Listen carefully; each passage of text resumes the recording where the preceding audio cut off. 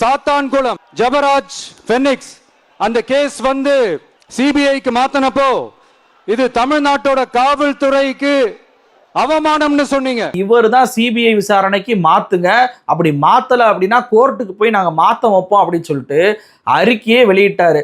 அப்போ சிபிஐ விசாரணை வேணும் கேட்டவர் எப்படி சிபிஐ விசாரணைக்கு மாற்றியது அவமானம் அப்படின்னு சொல்லியிருப்பாரு. அப்ப எந்த அளவுக்கு முதலமைச்சர் ஸ்டாலின் மீது ஒரு பொய்யை அவர் கக்குறாரு பாருங்க. அது சிபிஐ ஆர்எஸ்எஸ் பிஜேபியோட கைப்பாவையா தான் இருக்கு. டிவிகே சார்பா நீதிமன்றத்தோட நேரடி கண்காணிப்புல ஒரு சிறப்பு புலனாய்வு குழு விசாரணை அமைக்கணும்னு ரொம்ப ஸ்ட்ராங்கா கேட்டிருக்கோம்.